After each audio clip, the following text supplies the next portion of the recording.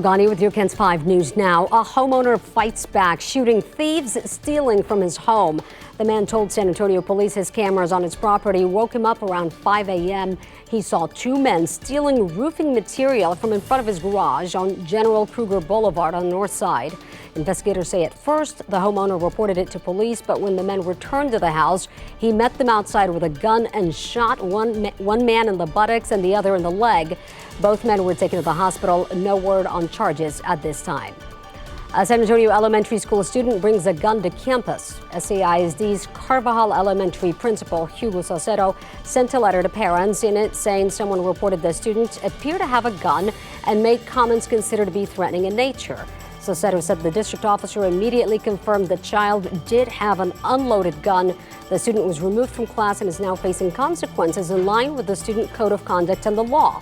The school letter asked parents to reinforce that these types of items should never be brought to school. Meanwhile, a high school student is charged with murder. Police say he shot and killed a classmate. That shooting happening outside James Bowie High School in Arlington right before the last bell rang. Officers found an 18-year-old student who was shot 5 to 6 times and died in the hospital. Arlington police said the 17-year-old suspect tried to run off campus but was tracked down and arrested, and they believe both students knew each other.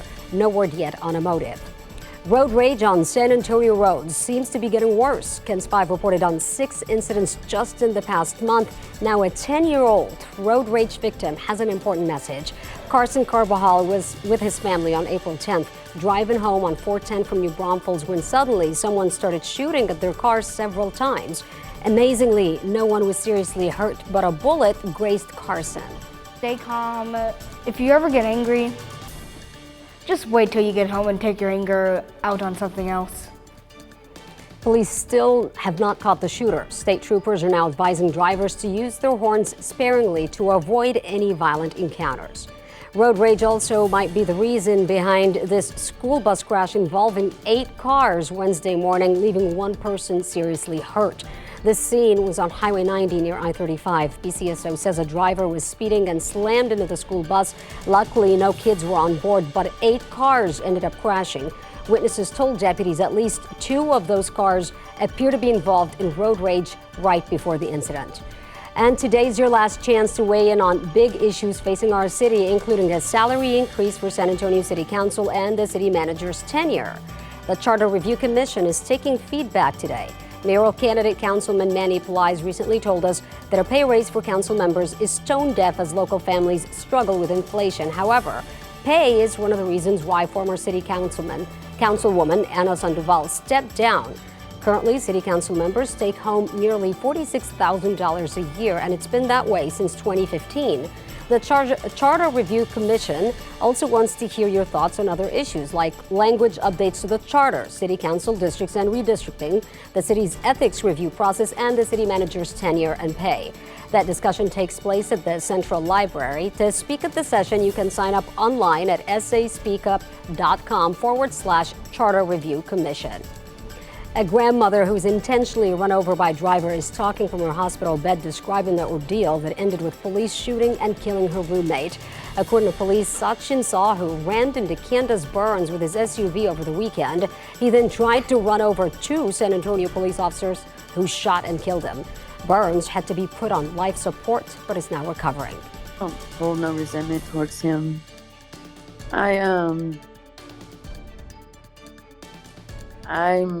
I feel a lot of hurt, a lot of pain for the ones that were hurt, and for what did happen.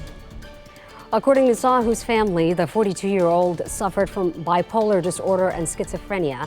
A GoFundMe page has been set up to help the grandmother. You can go to KENS5.com to help.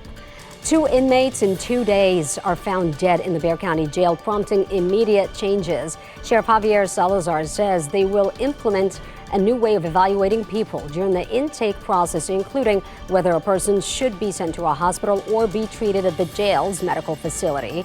In a new memo, the sheriff gave a couple of reasons that someone would not be immediately accepted in the jail, citing examples like detoxing from alcohol or a diabetic person, adding that this played a role in a recent death.